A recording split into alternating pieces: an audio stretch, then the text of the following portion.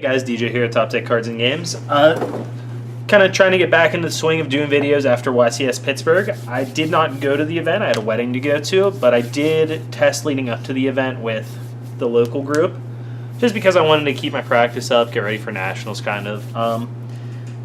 And while we were testing, we came to the decision to play pure Demise Draco. I think the deck was a really strong choice, but we did miscalculate a little bit. Just how bad we were going second against Zoo. Going first against Zoo, they have a hard time clearing your Masterpiece knuckle boards or your double Masterpiece boards. It's just so hard for them to deal with everything in there. So we felt really good when we were going first. And going second, you could clear a decent number of boards, but a lot of their double fusion sub draws where they end up with 5 extra cards this set. It was just a little bit too much disruption for you to plow through, especially when people were maining triple Cyclone, triple Ash, triple Ogre. Defensive cards that are really good against you. We also decided not to mainboard, and this was stupid of us, not to mainboard cards like Regeki or Stormforth that were only good going second because we wanted to just streamline our consistency as much as possible. Coupled with not being able to play hand traps because of how they interact with Demise and Into the Void, which we're both playing 3 copies of. Going second was just really, really hard for us. It got a lot better after siding, but that meant you were going back into game 3 on the draw. So made a couple edits to the main since we finished testing. I actually think this deck gets better positioned moving forward because everyone's going to be attacking for Zoo. That's public enemy number 1. You're going to see Retaliating Seas moving into mains. You're going to see more Kaiju Slumbers. And while Kaijus are bad for this deck, we have a little bit of a workaround for them. And I just think this deck is still fairly well positioned, especially if you don't want to play Zoo. So let's just get through the list and kind of talk about some of the choices. First, we have 3 Masterpiece. This is kind of the reason you play the deck. It's a Towers Turbo, essentially. You're trying to ideally get 2 Masterpieces on board turn 1, protected from monsters and spells, given the current meta. And basically, the only easy way to deal with that Masterpiece at that point is to get a Kaiju. We also have 3 copies of Dynamite Knuckle. Dynamite Knight, my bad. He's okay. I mean, you just play another Draco, so you have one to search up that you can single tribute for.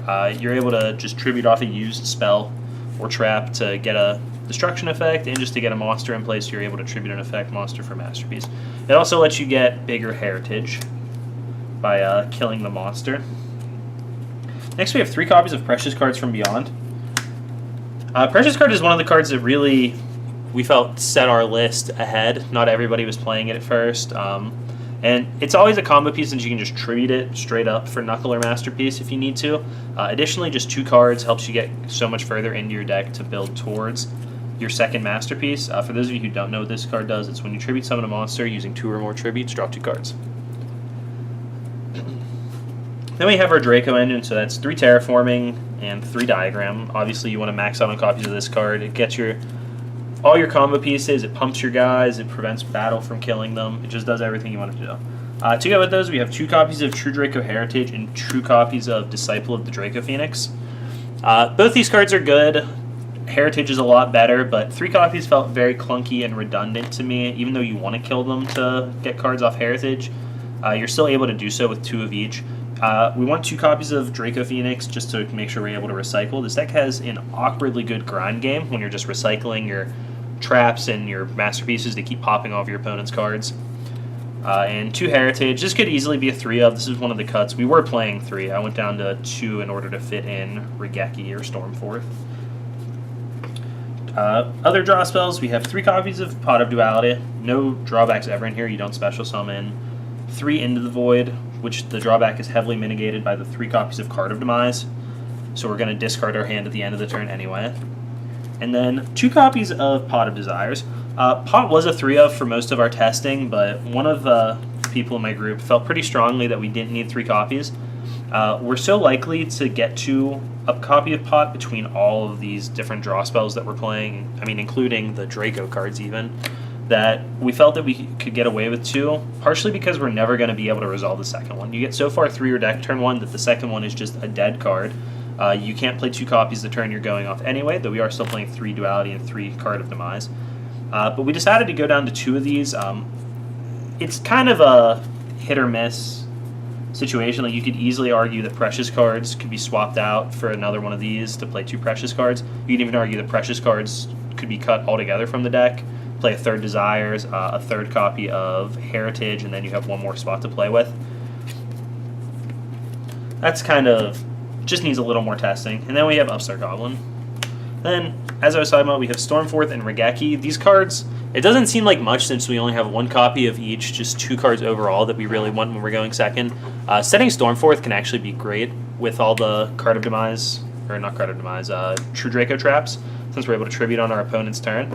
A consideration, since we're playing Stormforth as well, would be to cut 1 of the Knuckles for a Maiden, so that we're able to search for it on our opponent's turn when we draw Stormforth. And that's something that I definitely want to try in the near future. I may actually just swap one of these out for a Maiden the next time I play the deck. And then 1 Regeki, it's a board wipe. These cards basically put you back at parity with Zoo when they go first, though. They go off, they build their board, you're able to clear their monsters away, so they're only playing with the traps they got. You can play against, like, 1 facet of their deck easily. It's very one-dimensional at that point. Like, can you play around Cyclone? Can you play around Strike? Warning's kind of tough to play around. The Cyclones will get forced. It's much easier at that point. Onto our traps, we have 2 copies of both True Draco traps, 2 Return and 2 Apocalypse. Return is the much better card, honestly. Like, being able to recycle beaters is just really strong, gives you a really strong grind game. Apocalypse was actually included because of, like, it included in an even ratio anyway, because of how good it is with Knuckle to be able to search this, activate it, and then either kill a Return or one of your spells to use it as a disruption effect, as well as shrinking your opponent's monsters so they're not able to kill Masterpiece in battle. Finally, we have 2 copies of Rivalry of Warlords and 1 copy of Imperial Order as floodgates that we're able to draw up and tribute if need be to summon our big monsters. Rivalry prevents us from being Kaiju'd. It also prevents Zoo from doing any of their fusion substitute stuff since they're not going to share type. So it's just a really strong card at keeping your opponent from being able to do the things that they want to do, as well as removing one of the best outs for you in the game. Originally we were playing 3 copies of Rivalry, but I chose to go with 1 Order instead of the 3rd Rivalry. It also can be 1 copy of Gozen Match. Basically I just wanted to vary these a little bit because it's so often you see 2 of them, and if you have Order Rivalry, there's also almost no ways for them to interact with Rivalry easily.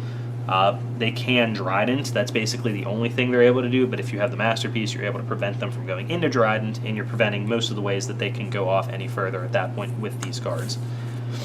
So that's the deck. You actually don't even need an extra deck. You obviously could use one, just play some rank 6s, some rank 9s, whatever you want to use. I never bothered to make one. I've never had a situation arise where I wanted to use a card out of my extra deck, so I just didn't even worry about it. But I think this is a really strong deck. I think it gets well positioned moving forward in the meta because all the hate will be focused more towards Zoo, and I feel like a lot of people at this event came in expecting Dracos to see a little bit more dominance than they did. You know, you saw the True Draco Zoo variants do well, but I don't think you saw a lot of pure Draco doing well, and I think part of that is because people were very prepared for it. You know, everyone had the 3-main Ash, 3-main Ogre, they had main Kaijus in their decks. You know, and we'll see where that goes from here. But I do think it's a strong deck, and if you're tired of playing Zoo, definitely something to consider. As well as if they hopefully release a list soon where they do something about Nodin, we can try to play decks like this a little more than just play Zoo all the time. I'm going to go ahead and wrap this video up. Let me know what you guys think down below. If you have any comments, any ideas to kind of make the deck a little more consistent or to solve any of its issues, I'm more than happy to hear anything you guys have to say to me about that. Additionally, my next video I'm going to do is going to be a pure Zoo deck built for the metagame moving forward, kind of teched out to play in the meta that's evolved since YCS Pittsburgh. So you guys can watch out for that. That'll be coming soon too. And just, you know, make sure you sub to the channel, hit that like button, check out our Facebook. We have a lot more Yu-Gi-Oh content coming soon. And if you're from the Pittsburgh area, we're always running lots of sweet events. So make sure you check us out on there. Thanks a ton for watching, guys.